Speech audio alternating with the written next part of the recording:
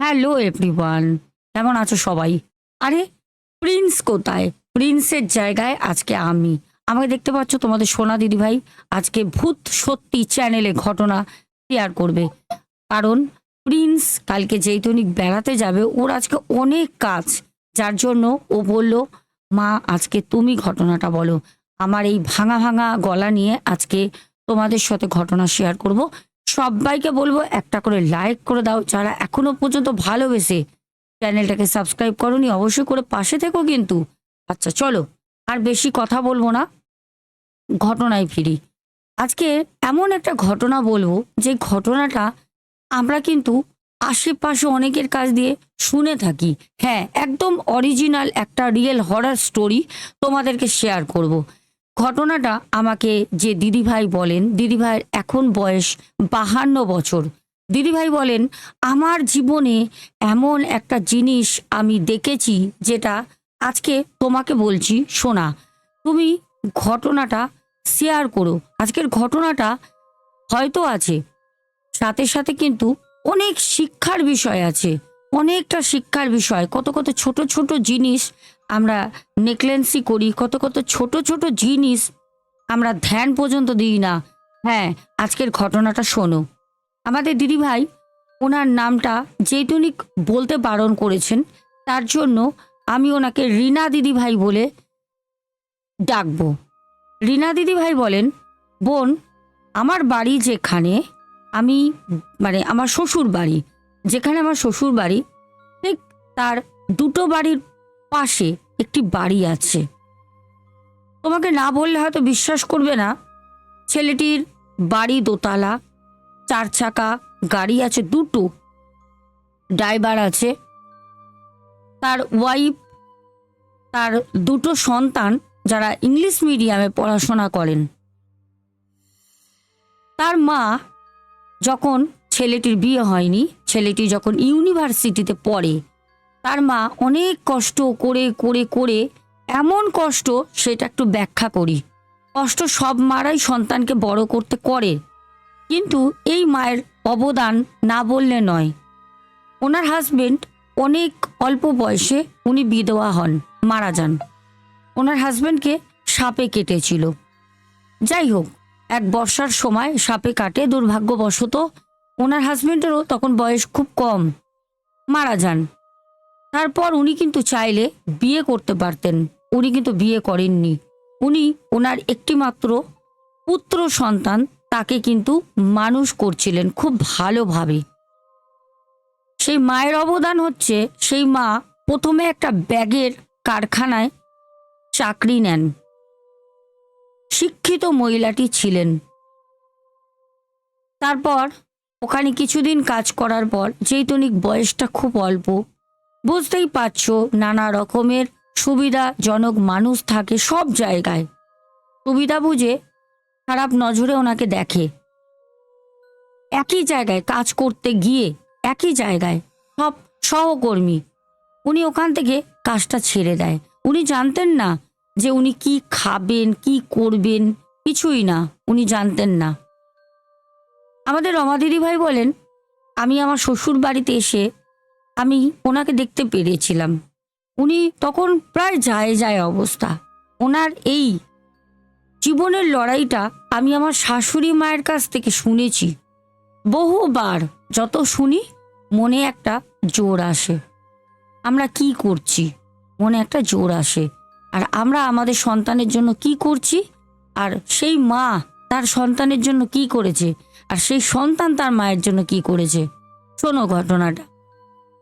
আমাদের রমা দিদিভাই বলেন, তার মা যে ব্যাগ কারখানায় চাকরি করতেন, ওখানে মানুষজন ডিস্টার্ব করতে উনি কিন্তু চাকরিটা ছেড়ে দেন। উনি পারলে ভালো একজনকে বিয়ে করতে পারতেন, অথবা ওখানে কারোর সাথে উনি একটা সম্পর্কেও থাকতে পারতেন, তাহলে হয়তো ওনার কাজ ছাড়তে হতো না।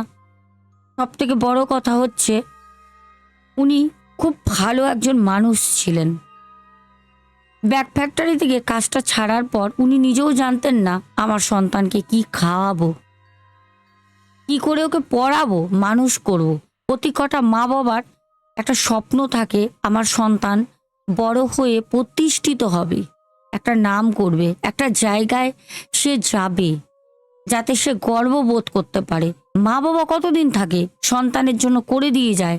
মা বাবা নিঃস্বার্থভাবে, যাতে তার সন্তানটা কখনো মনে না করে যে আমার কত কষ্ট, আমি খেতে পাচ্ছি না, আমার কিছু নেই। মা বাবা তো জেনেই সন্তানের পেছনে করে। সন্তানের সাথে পাল্লা দিয়ে তো মা বাবা বেঁচে থাকবে না। মা বাবা তো মারা যাবে, সব তো সন্তানের জন্য করে দিয়ে চলে যায়, যাতে আমার সন্তান থাকে, তাই না? ঘটনাটা আমার শাশুড়ি মা বলেন, যখন কাজটা ছেড়ে দেন ব্যাগ ফ্যাক্টরির, তখন খুব খারাপ অবস্থা। আমার শাশুড়ি মা তখন অনেক সময় ওনাকে হাতে গুজে 50 টাকা 100 টাকা দিয়ে আসতো। উনি এতটাই অনেস্ট ছিলেন, সেই টাকা নিতে চাইতেন না, কাঁদতেন, বলতেন আমি নেব না, আমাকে কেন দিচ্ছ, দান করছো? আমার শাশুড়ি মা বলতো, কি হয়েছে, তোমার বড় দিদির মতো হই, রাখো না, বাচ্চাটার মুখে দুটো অন্ন দাও, তুমি না খাও, বাচ্চাটা কি করেছে? কিন্তু একটা মানুষ কতদিন দেবে, সে নেবেও না। সেই মা লোকের বাড়ি লাস্টে কাজে লাগলো। সেই ছেলে এখন গভর্নমেন্ট সার্ভিস চাকরি করে, একজন অফিসার পদে। বুঝতে পারছো, যার বাড়িতে দুটো 4 চাকা রয়েছে, কাজের লোক রয়েছে, তার দুটো সন্তান ইংলিশ মিডিয়ামে পড়ে। যখন তার মা আস্তে আস্তে আস্তে আস্তে বার্ধক্যতা বাড়ে, বয়সের সাথে সাথে সাথে শেষ সময় যখন তার আসে চলে যাবার, তখন আমার শাশুড়ি মা, ওনারা দেখেছেন, আমি অনেক পরে দেখেছি, উনি মৃত্যুর সময় সময় সেই মাকে ধরে মারতেন। ছেলে, মা হয়তো একটু বক বক করে ফেলেছে, বা হয়তো কোনো জায়গায় বসে পটি করে ফেলেছে, হয়তো পারছে না উঠে যেতে, সেই ছেলে এসে মাকে লাথি মারতেন, চড় মারতেন। বৌমা হাসতো, বৌমাও খেতে দিত না, নোংরা নোংরা গালিগালাজ করতো যখন ছেলে থাকতো না। আর ছেলে থাকা না থাকাটা সমান, ছেলেও তো করতো। সেই মা তাও সন্তানকে অভিশাপ দিত না, শুধু কাঁদতো।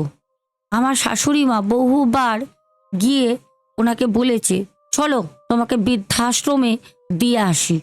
যেই ছেলের জন্য সারাটা জীবন তুমি তোমার জীবন দেখলে না, তোমার সুখ শান্তি দেখলে না, তুমি জীবনটা শেষ করে ফেললে লোকের বাড়ি কাজ করে, চলো তোমাকে বৃদ্ধাশ্রমে দিয়ে আসি। এই ছেলে বৌমার কাছে থাকার কোনো দরকার নেই। সে একটাই কথা বলতো, হয়তো আমি কোনো পাপ করেছিলাম, ওই জন্য আমার অল্প বয়সে স্বামী চলে যায়, হয়তো কোনো পাপ করেছিলাম, কোনো জায়গায় কম ছিল আমার শিক্ষার, আজকে ছেলের কাছে লাথি খাই। যাই হোক, বলতে বলতে আমারও মানে খুব কষ্ট হচ্ছে ঘটনাটা।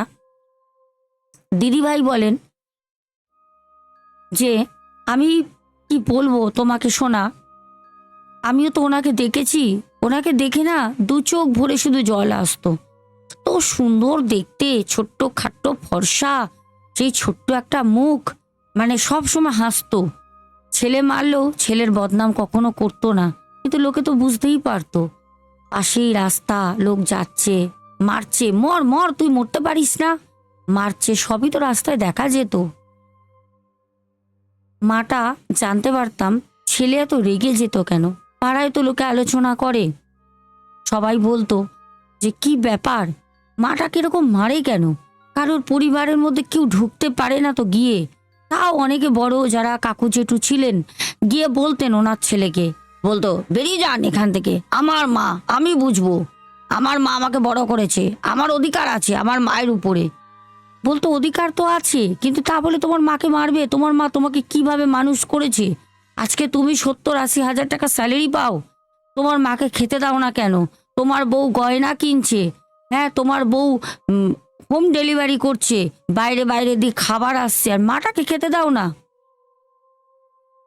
মৃত্যুর আগে সেই মাটা ছেলের কাছ দিয়ে ফলই মাছ খেতে চেয়েছিল।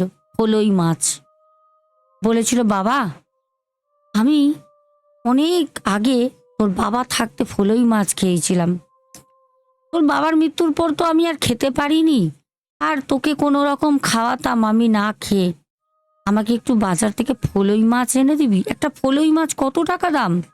কত টাকা? খুব জোর 80 টাকা, 100 টাকা একটা ছোট্ট ফলই মাছ মাকে খেতে দেয়নি।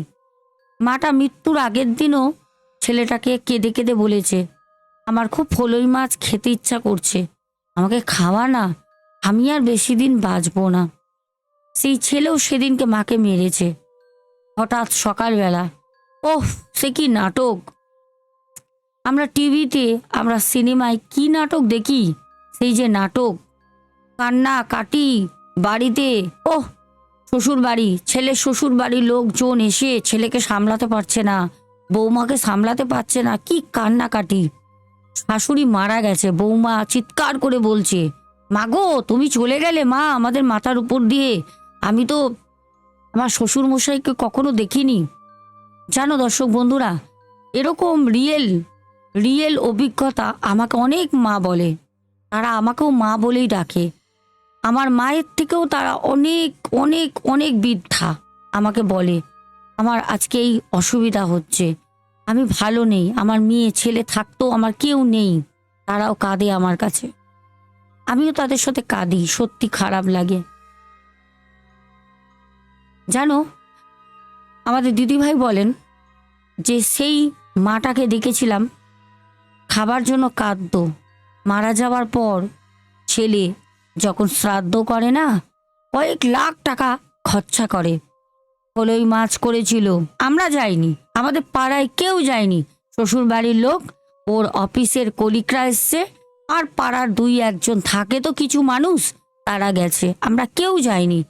আমাদের এত বড় পাড়া, যেখানে কম করেও 30-35টা বাড়ি, সেখান থেকে হয়তো 5টা বাড়ির লোক গেছে, কেউ যায়নি। সব খাবার ফেলা গেছে। জীবিত থাকতে মাকে বাবাকে খেতে দেয়নি, সন্তানরা দেয়ও না, কিন্তু মৃত্যুর পর শ্রাদ্ধ করে এরকম ভাবে অনুষ্ঠান করে, যেন দেখায় আমি আমার মাকে, ওহ বাবাকে জীবিত অবস্থায় কি ভালোবেসেছি। খেতে দেয় না, খাবার মুখ থেকে কেড়ে নেয়।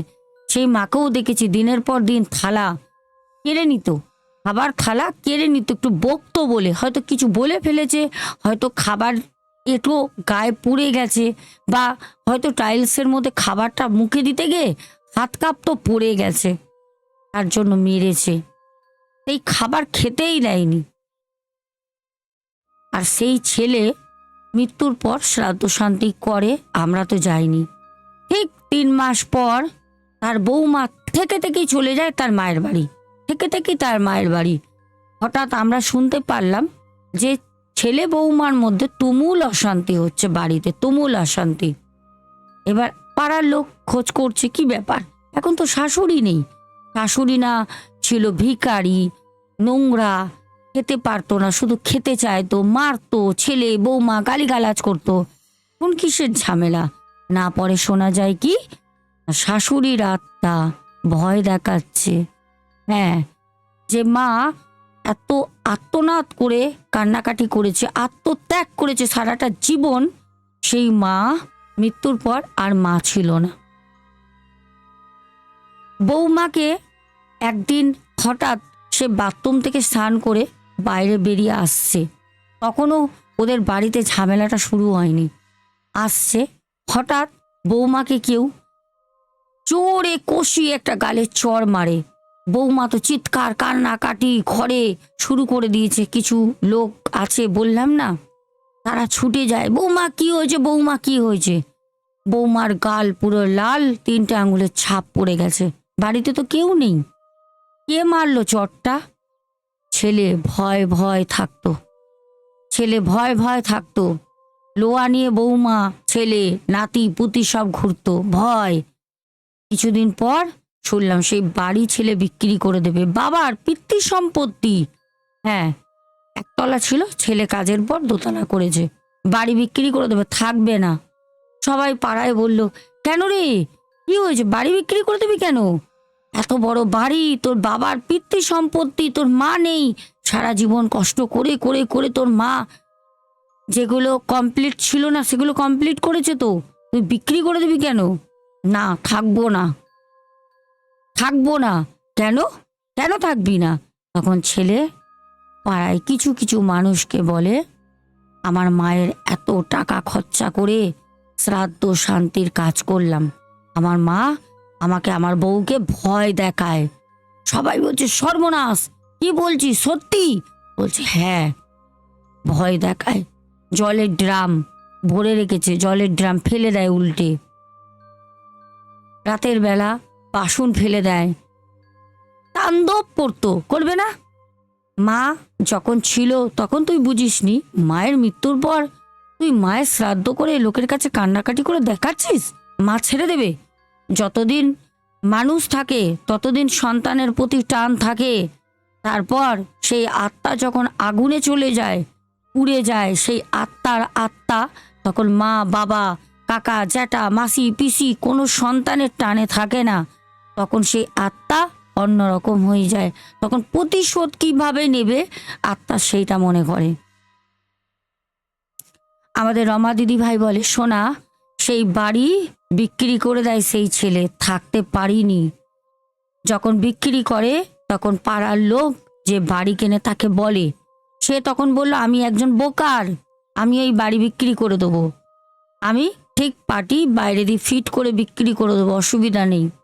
কিন্তু যারা সেই বাড়ি কেনে বোকারের হাত থেকে, ছেলে তো বেঁচে দেয়, চলে যায় অন্য জায়গায়, শ্বশুর বাড়ির কাছে জমি কিনে বাড়ি করে, টাকার তো অভাব নেই।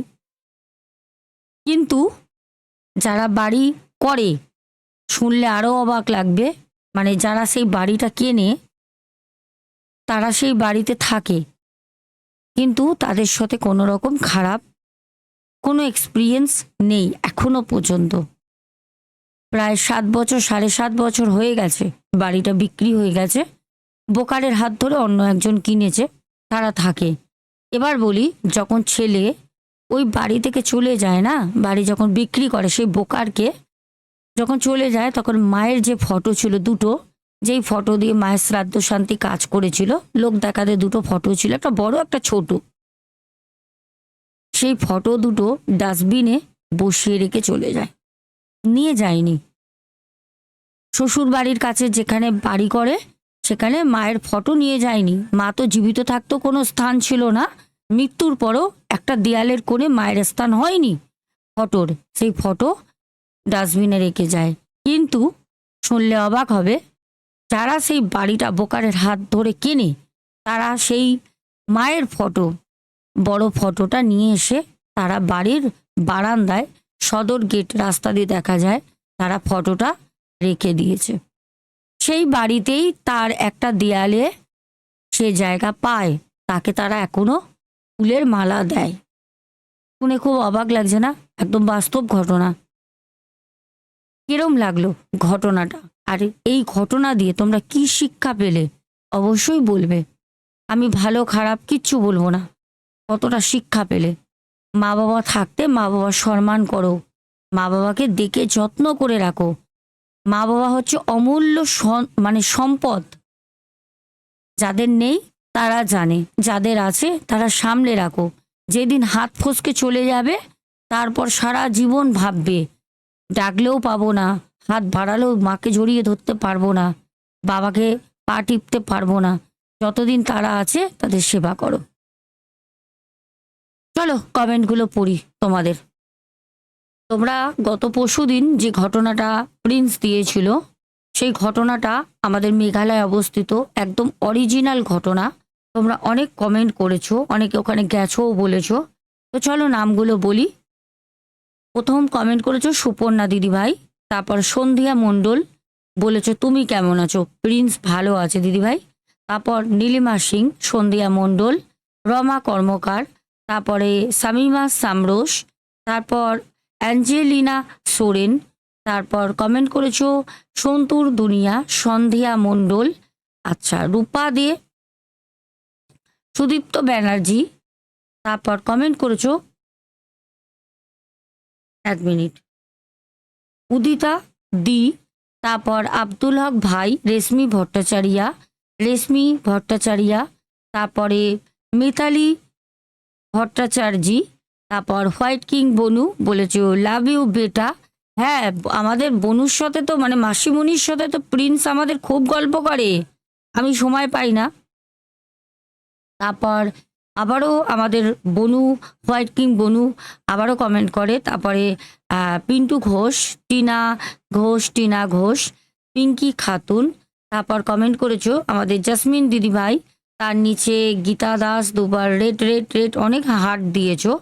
তারপর সুজাতা দাস, টুকাই বেরা দিদিভাই, তারপর তুলসী ত্রিপাঠী। আমার গলা বসে আছে বলে আমার কিন্তু উচ্চারণ একটুখানি মনে হয় ভুল হচ্ছে, কিন্তু ত্রিপাঠী আমি বলছি, বাট নাকে নাকে হয়ে গেছে তো গলাটা। টুকু সাবারবাল, তারপর প্রদীপ দাস। তো চলো আজকের মতো আসছি, ঘটনাটা কেমন লাগলো অবশ্যই জানিও। আশা করি আমি জানি ঘটনাটা ভয় কতটা লেগেছে আমি জানি না, কারণ ঘটনাটা বাড়াইনি, যতটা ততটাই বলেছি, তবে শিক্ষা অনেকের হয়েছে এইটুকুনি জানি। আজকের মতো